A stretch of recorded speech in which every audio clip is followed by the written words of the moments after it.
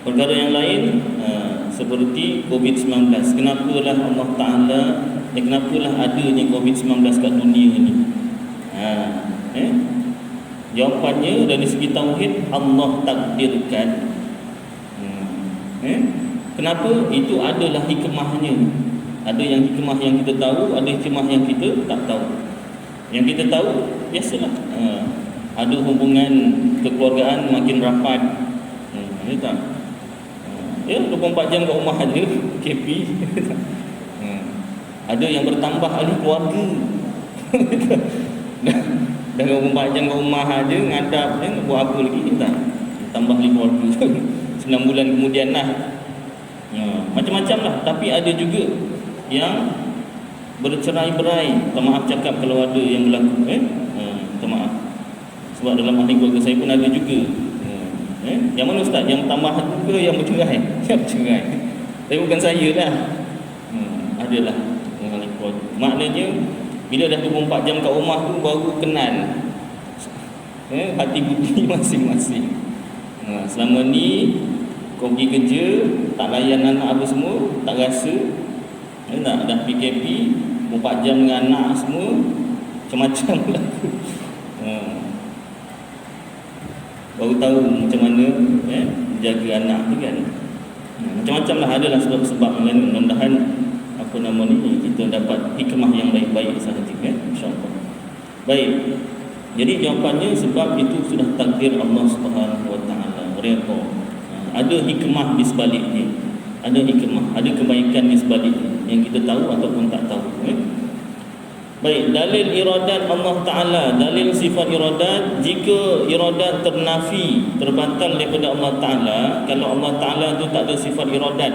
Iradat tu apa? Menghendaki. Kalau Allah tak ada sifat menghendaki, nescaya ia, iaitu Allah, adalah lemah. Lemah, kenapa? Kerana menurut bicara akal, kudrat itu terhenti pada iradat. Allah kan ada sifat kudrat, berkuasa. Kuasanya Allah Ta'ala tu iaitu menjadikan atau mentiadakan sesuatu.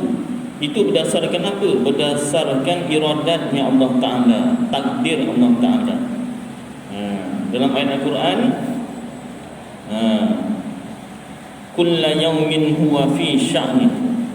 Setiap masa Allah Ta'ala dalam pekerjaan. Apa pekerjaan Allah? Menjadikan atau mentiadakan makhluk.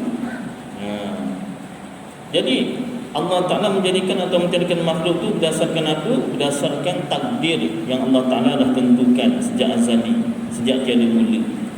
Kalaulah Allah Ta'ala tak ada sifat iradat, tak ada menentukan nasib makhluk, tak ada berkehendak, nescaya kudrat itu terhenti, tak dapat nak buat apa-apa. Nak jadikan apa? Nak tiadakan apa? Tak ada perancangan. Ibaratnya sifat iradat ni macam blueprint. Kalau istilah dalam engineer lah, nak bina rumah, bina bangunan, blueprintnya itu sifat iradat. Pelaksanaan naik batunya tu, pasang batu-batunya tu, mula naik bangunannya tu, itu sifat kudrat. Kalau nak diibaratkan lah, mudah faham. Blueprint tak ada, nak buat apa? Batu-batu ni longgok dah ni, simen apa semua dah longgok ni, nak buat macam mana? Nak buat bangunan petak ke, segitiga ke, bulat ke, tak? Segitiga empat ke? Ada segitiga empat? Segitiga lah, segi empat saja je. Segitiga empat itu nak tengok jemaahnya fokus tak fokus.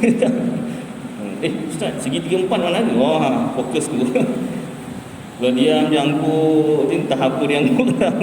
Segitiga empat pun dia angguk juga. Baik. Jadi sifat iradat tu ibarat blueprint dia. Sifat kudrat dia punya pelaksanaan. Baik, jika Allah Ta'ala tak ada sifat iradat, maka terhenti sifat kudrat. Lemah. Dan jika ia lemah, nescaya ia, yakni Allah, tiada menjadikan sesuatu pun pada alam ini. Dan yang demikian tak menjadikan sesuatu pada alam ini terbatal pada penglihatan, pada penyaksian.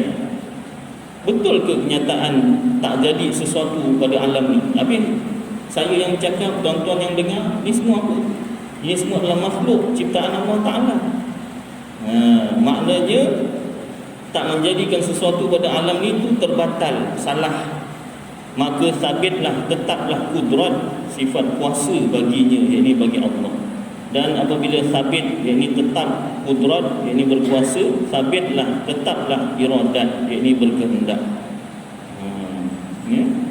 Dan apabila sabit, yakni tetap iradat, mustahillah lawannya, iaitu ada sesuatu dengan ketiadaan kehendaknya.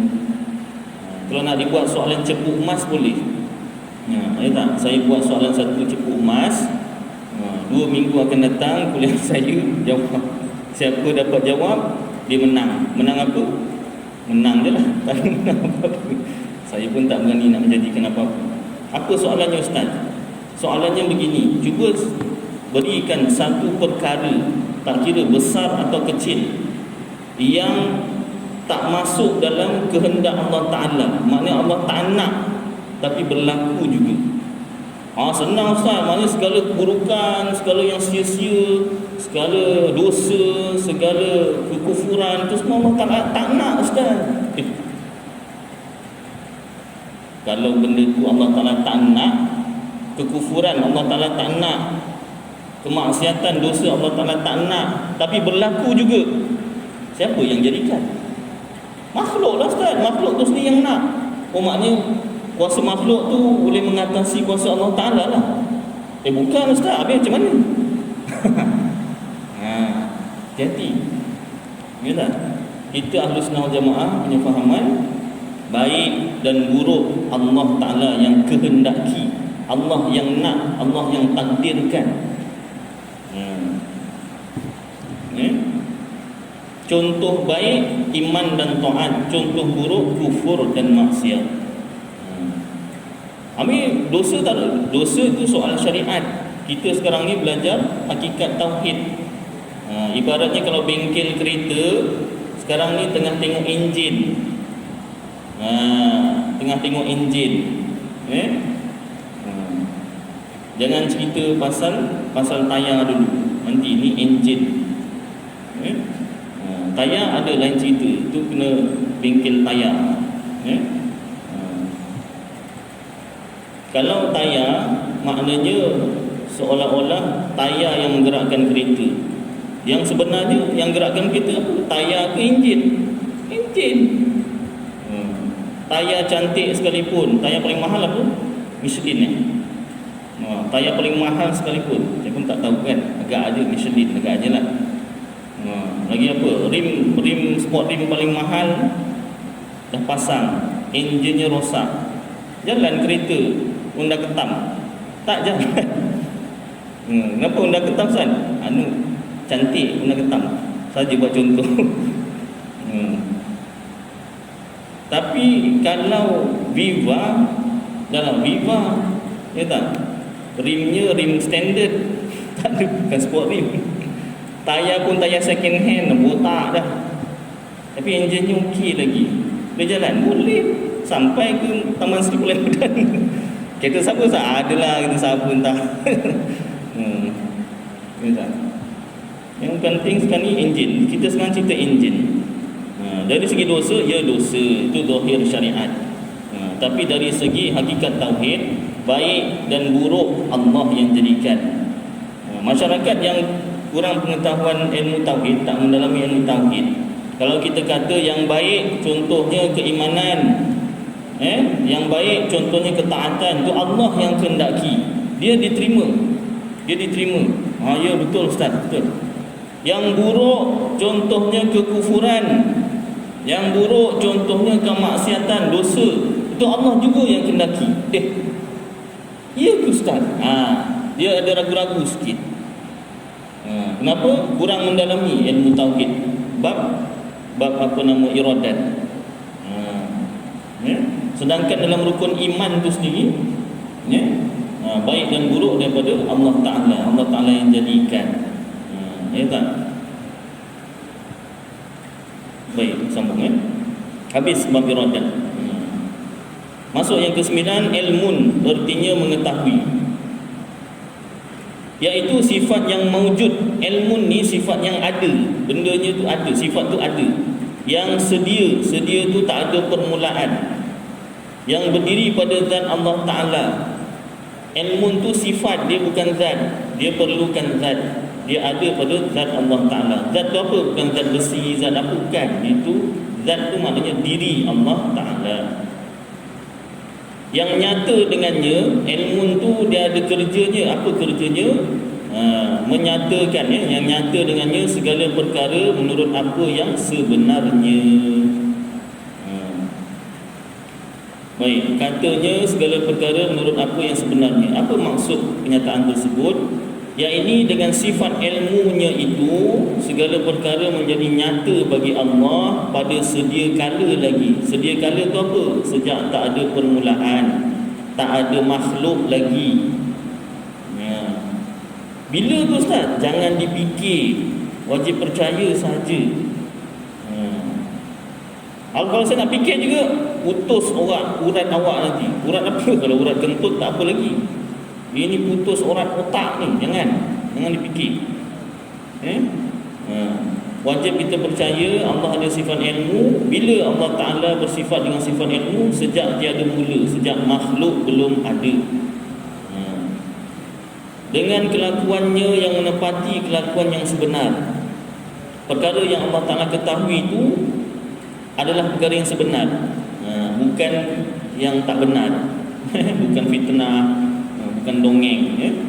Contohnya, pada pendapat anda Abdullah itu kaya. Contoh dalam kitab. Jika ia sebenarnya kaya, nescaya pendapat anda itu ilmu. Jika keadaan sebenarnya ia miskin, maka pendapat anda itu adalah jahil. Jahil itu bahasa Arab, bahasa Melayunya bodoh. Bahasa Arab sedap, jahil. Bahasa Melayunya bodoh. Jadi Allah Ta'ala punya ilmu tepat dengan perkara yang sebenar, tak ada yang tersasar.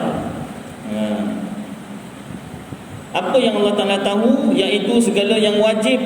Wajib kat sini wajib akal, bukan wajib siapa buat dapat pahala, tinggal dapat dosa, bukan. Itu wajib syariatnya.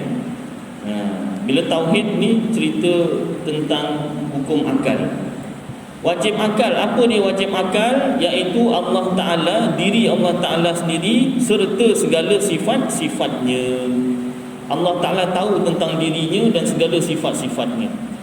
Itu sebab pada awal bab tauhid, apa-apa kitab tauhid pun, yang sifat 20 lah yang Ahlus Sunnah Jamaah, kita akan belajar berapa banyak sifat Allah Ta'ala. Sifat wajib bagi Allah Ta'ala ada banyak, tak terbilang. Apa dia? Iaitu segala sifat kesempurnaan. Apa dia sifat mustahil bagi Allah? Sifat mustahil Allah Ta'ala ada banyak. Ada banyak, tak terbilang. Apa dia? Iaitu segala sifat kekurangan. Berapa banyak sifat wajib bagi Allah, berapa banyak sifat mustahil bagi Allah, Allah Ta'ala tahu. Dia tahu sifat-sifatnya, kita yang tak tahu. Itu sebab kita pun belajar 20 sifat wajib bagi Allah. Tapi ingat, bukan bermakna Allah Ta'ala ada 20 sifat sahaja, tidak. Itu adalah sifat yang wajib bagi Allah, yang wajib kita pelajari. Sedangkan sifat wajib bagi Allah tak terbilang, hanya Allah yang tahu. Ataupun bahasa saintifiknya infinity. Bahasa matematiknya infinity. Infinity tu apa? Yang BHP itu petrol Ustaz, itu nama minyak lah. Infinity ni konsep dia tak ada penghujung. 8 baring tu kan, infinity, tak ada penghujung. Nombor paling rendah apa dia? Kosong, yang tak ada nilai. Yang ada nilai 1. Nombor paling banyak, paling besar 1 juta. Tak cukup besar lagi. Kalau gitu trilion ataupun bilion tak cukup besar, trilion tak cukup besar. Lepas trilion apa? Saya pun tak pandai nak nyebut. Teta ada, tetalion. Yang syarah belakang tahu lah ke. Banyak putih. Yang saya tahu infinity je, tak ada penghujung. Itu nombor aja tak tahu, bilangan paling besar. Tak? Saya tahu Ustaz. Dia tahu saya berapa nombor paling besar. Saya pun nak tahu juga. Tak tahu. Tanya Profesor Emeritus pun tak tahu. Pasal apa? Tak terjangkau akal kita. Apatah lagi bilangan sifat-sifat Allah Ta'ala sahaja yang tahu. Baik, jadi pengetahuan Allah, ilmu Allah Ta'ala tu merangkumi yang wajib, iaitu dirinya dan segala sifat-sifatnya. Lagi yang harus ini segala makhluk. Allah Ta'ala tahu tentang segala makhluknya yang telah dijadikan, yang belum dijadikan pun dalam pengetahuan Allah Ta'ala.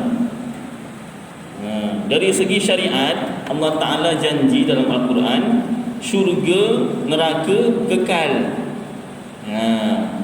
Dalam ayat Al-Quran, Allah Ta'ala janji yang namanya syurga dan neraka tu kekal. Berapa banyak bilangan nafas ahli syurga, berapa banyak bilangan nafas ahli neraka. Nanti di akhirat, dalam kitab Al-Jawharul Mawquf wa Munabbihatil Qulub, suatu masa nanti mati itu akan disembelih.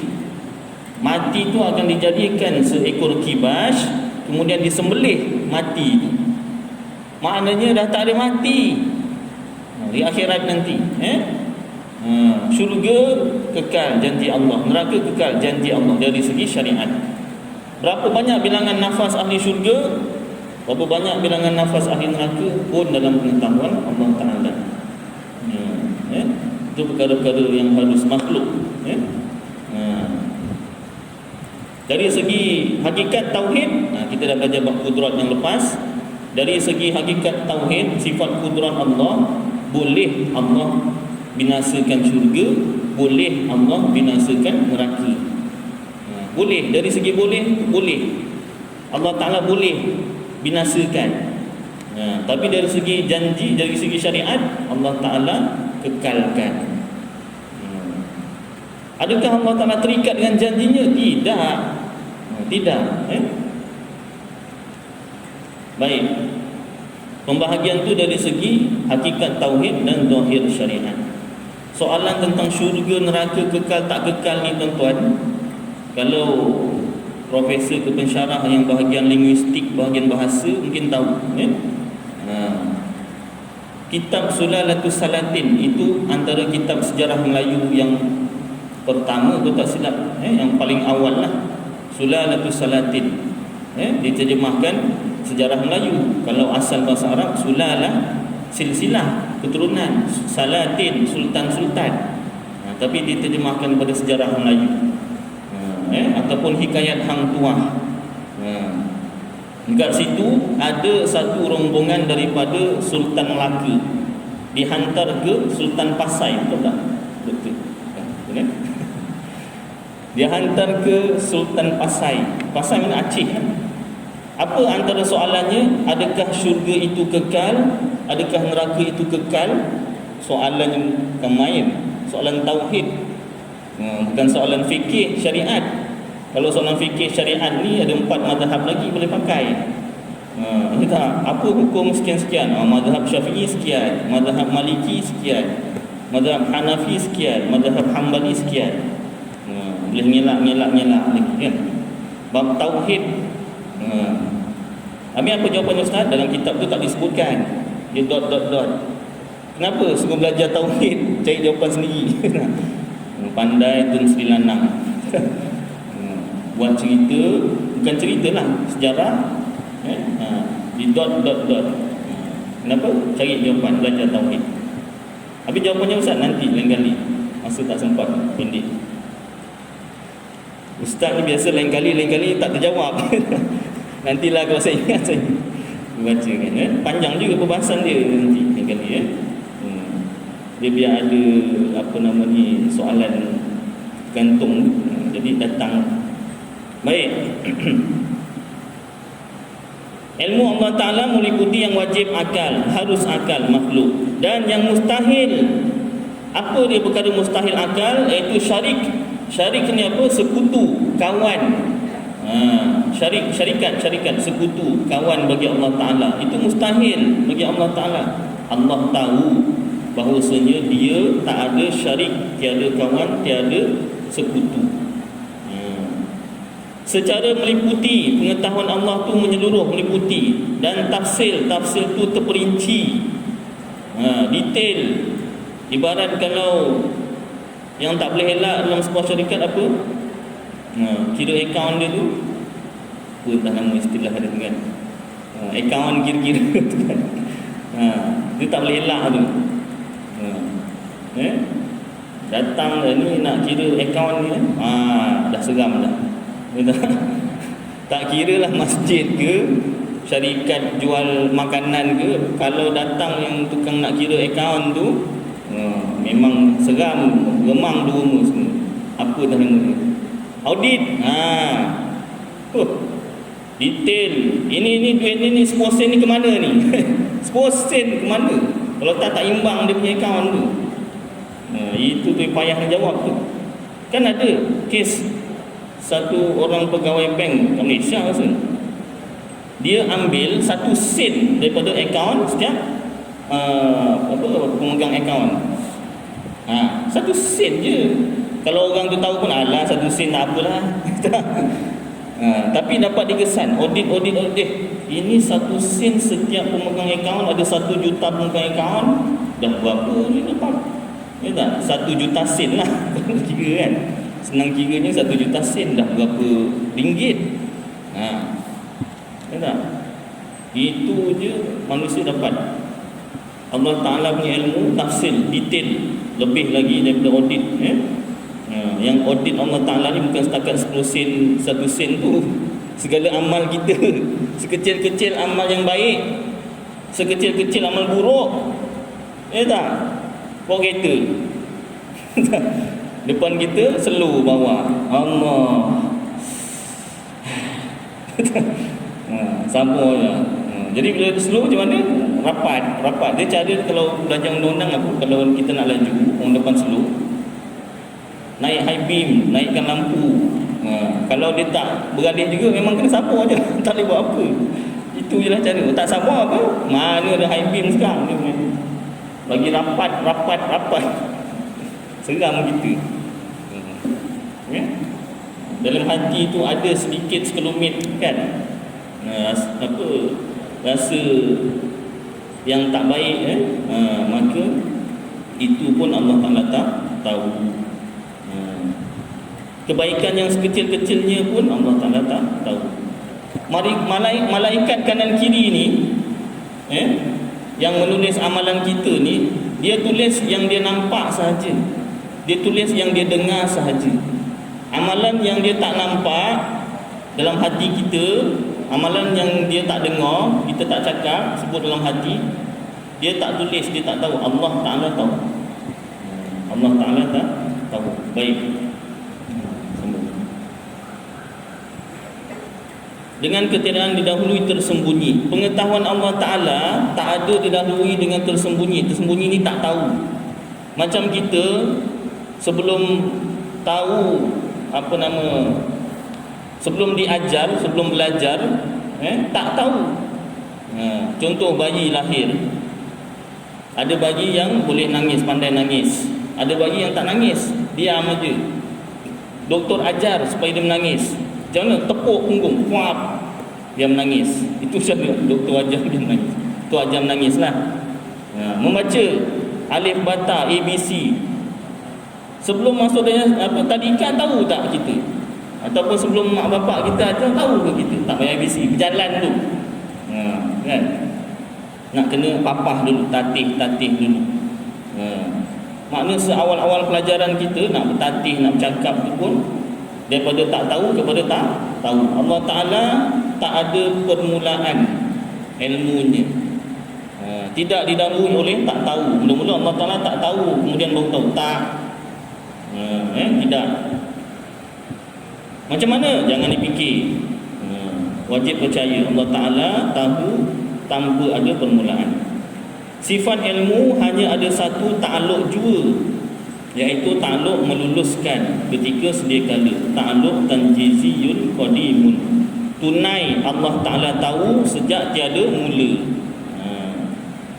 Maka Allah yang maha suci lagi maha tinggi mengetahui pada azali lagi segala perkara, hingga apa yang tiada kesudahan baginya, seperti sifat kamalatnya, sifat kesempurnaannya Ta'ala. Dan setiap orang dari ahli syurga, bilangan ahli syurga pun Allah Ta'ala tahu. Baik, mustahil lawannya iaitu jahil. Jahil ni maknanya bodoh. Mustahil Allah Ta'ala bersifat bodoh, tak ada ilmu.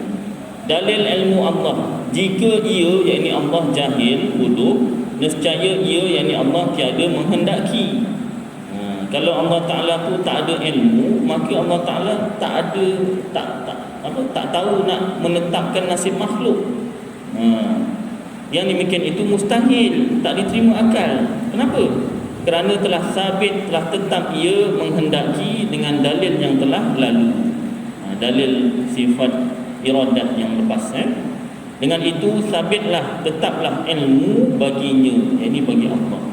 Apabila sabit, yakni tetap ilmu itu bagi Allah Ta'ala, maka mustahillah jahil, yakni bodoh bagi dirinya, bagi diri Allah Ta'ala. Itu sebab soalan, kalau kita tanya, bolehkah Allah Ta'ala ubah takdirnya? Bolehkah makhluk berdoa kemudian Allah Ta'ala ubah takdir makhluk ni tadi? Jawapannya tidak boleh. Bukan sebab Allah Ta'ala tak berkuasa. Jawapannya ada banyak. Yang pertama, jawapannya sebab kuasa Allah berlaku pada makhluk, tak berlaku pada Allah dan sifat-sifatnya. Yang kedua, kalau Allah Ta'ala ubah takdir, maknanya masa Allah Ta'ala tentukan nasib kemarin, Allah Ta'ala tak tahu makhluk ni nak berdoa. Maka dekat situ jahil Allah Ta'ala. Maka tak boleh Allah Ta'ala ubah takdir. Yang sebenarnya doa itu pun, usaha itu pun dah masuk dalam takdir. InsyaAllah tuan-tuan, masuk isyak. Mudah-mudahan apa yang kita baca bersama jadi manfaat untuk saya dan tuan-tuan, dapat kita amalkan dan sampaikan insyaAllah. Aqulu qouli hadza wa astaghfirullahal azim li wa lakum wa li sa'iril muslimina wal muslimat wal mu'minina wal mu'minat wastaghfiruhu wa ya fawzal mustaghfirin wa ya najatat taibin. Sallallahu tabaraka wa ta'ala ala khairi khalqi sayyidina maulana Muhammad wa ala alihi wa sahbihi wa baraka wasallam. Subhana rabbika rabbil izzati amma yasifun, salamun ala al mursalin walhamdulillah.